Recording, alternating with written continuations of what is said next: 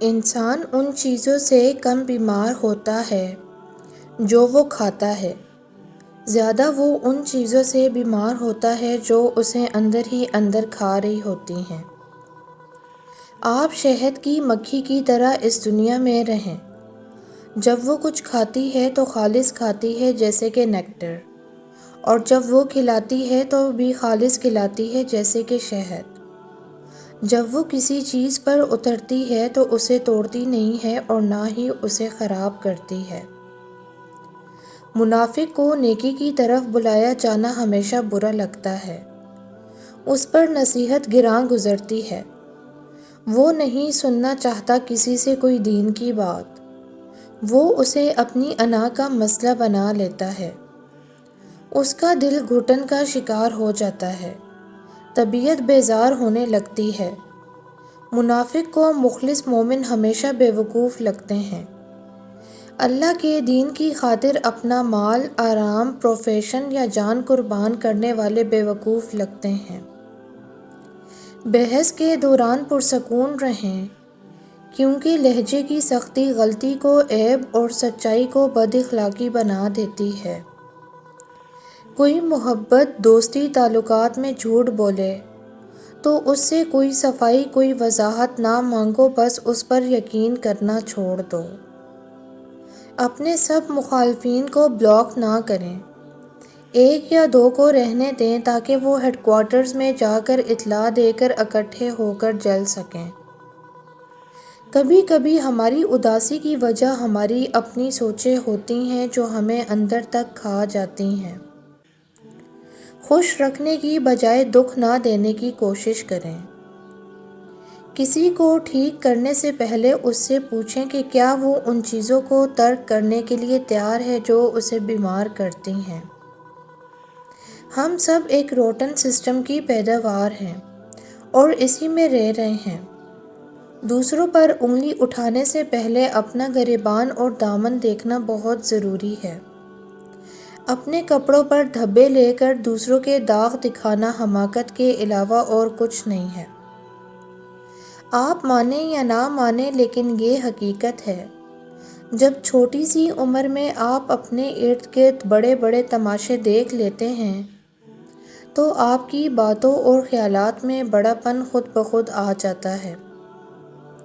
مجھے زندگی کی کوئی تفصیل نہیں ملی سوائے اس کے کہ یہ تجربات ہیں۔ اگر آپ نے پہلی ضرب سے نہیں سیکھا تو آپ دوسری کے مستحق ہیں۔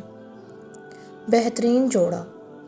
کائنات میں بہترین جوڑے وہ ہیں جو ایک دوسرے کو ایمان کی طرف لائیں اور ایک دوسرے کے لیے جنت میں جانے کا سبب بنیں۔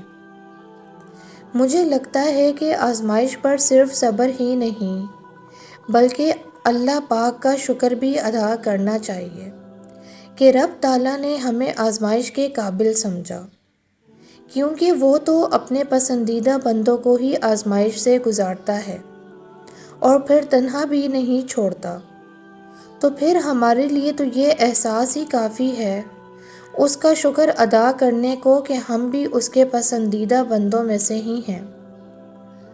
دعائیں زمین سے اگنے والے پودے کی طرح ہوتی ہیں، پہلے دانہ بنتی ہیں، پھر سبز ہوتی ہیں، پھر کلی بنتی ہیں، پھر پھول۔ وقت لگتا ہے لیکن کام ہو رہا ہوتا ہے۔ دعائیں رد نہیں ہوتی، ہمیشہ یقین رکھیں۔ پسندیدہ منزلیں پانے کی سیڑھی کامل یقین کے سوا کچھ نہیں۔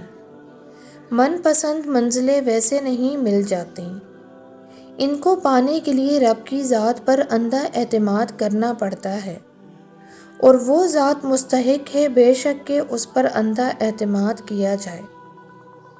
راہ ہدایت کا راستہ کٹھن تو ہوتا ہے، لیکن اس پر چلنے کے بعد انسان بہت مضبوط اور اعلیٰ اعصاب کا مالک بن جاتا ہے۔ خود سے محبت کریں، خود کا خیال رکھیں، خود کو اہمیت دیں۔ ہر ایرے غیرے کے لیے خود کو بے مول مت کریں کیونکہ آپ انمول ہیں۔ نیک صحبتیں انسان کے دل میں حیا پیدا کرتی ہیں، جس کی وجہ سے وہ گناہوں سے بچا رہتا ہے۔ آپ سست نہیں ہیں، آپ صرف ناخوش ہیں۔ ناخوش لوگ جلدی تھک جاتے ہیں اور کچھ کرنا نہیں چاہتے۔ جب ہم کسی کو معاف نہیں کر پاتے تب پتہ چلتا ہے کہ اللہ نے حقوق العباد انسان کے ہاتھ میں کیوں دیے ہیں، کیونکہ کچھ دل آزاریاں انسان معاف نہیں کر پاتا، تو اس معاملے میں اللہ نے بھی زبردستی نہیں کی۔ اپنے ٹھیک ہونے کا دکھاوا کریں، زندگی کتنی ہی مشکل کیوں نہ ہو، چھپانا دوسروں کے ترس کھانے سے کہیں زیادہ خوبصورت ہے۔ امام ابن الجوزی رحمۃ اللہ فرماتے ہیں کہ دل پر واقع ہونے والا گناہ کپڑے پر گرنے والے تیل کی مانند ہے، اگر اسے جلدی نہ دھویا جائے تو یہ مزید پھیل جاتا ہے۔ دل کسی سے کتنا بھی خفا ہو جائے تم خاموش ہو جانا، لیکن بے ادبی نہ کرنا۔ ایک کہاوت ہے، جب کوئی تمہاری والدہ سے اونچی آواز میں بات کرے تب تم شیر نہیں بھیڑیا بن جاؤ، کیونکہ بھیڑیا کبھی سمجھوتا نہیں کرتا۔ معجزے کرنا اللہ کا کام ہے، ہمارا کام تو آسان ہے، دعا، صبر، یقین۔ اس نفرت سے بھری دنیا میں ہماری ماؤں سے زیادہ ہماری محبت کا حقدار کوئی نہیں۔ حضرت علی رضی اللہ عنہ نے فرمایا، مجھے مایوس ہونے والے شخص پر تعجب ہوتا ہے جبکہ اس کے پاس استغفار کی قوت موجود ہے۔ کسی کا اچھا اخلاق اور بڑا ظرف تعلق ختم ہونے کے بعد معلوم ہوتا ہے۔ جب تک تعلقات اچھے ہوں تو اس کا پسینہ بھی خوشبودار لگتا ہے، اور تعلقات خراب ہو جائیں تو اس کا عطر بھی بدبودار لگتا ہے۔ حضرت علی رضی اللہ عنہ نے فرمایا، تم جنت نہ مانگو بلکہ تم دنیا میں ایسے کام کرو کہ جنت تم کو مانگے۔ وقت کبھی بھی بدل سکتا ہے، جب سانپ زندہ ہو تو وہ چونٹیاں کھاتا ہے، اور جب سانپ مر جائے تو چونٹیاں اسے کھاتی ہیں۔ وقت کبھی بھی بدل سکتا ہے۔ ایک درخت سے کئی لاکھ ماچس کی تیلیاں بنتی ہیں، مگر ایک ماچس کی تیلی کئی لاکھ درخت جلا سکتی ہے۔ وقت کبھی بھی بدل سکتا ہے، اس لیے زندگی میں کسی کو مت ستانا۔ شاید آپ طاقتور ہو مگر مت بھولو وقت آپ سے زیادہ طاقتور ہے۔ اچھی تربیت تو گھروں سے ملتی ہے، اونچے اسکول صرف تعلیم دیتے ہیں۔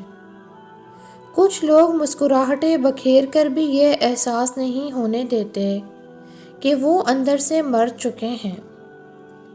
پرانی تصویروں میں شکل بھلے ہی اچھی نہ ہو، پر وہ دن بہت زیادہ اچھے ہوا کرتے تھے۔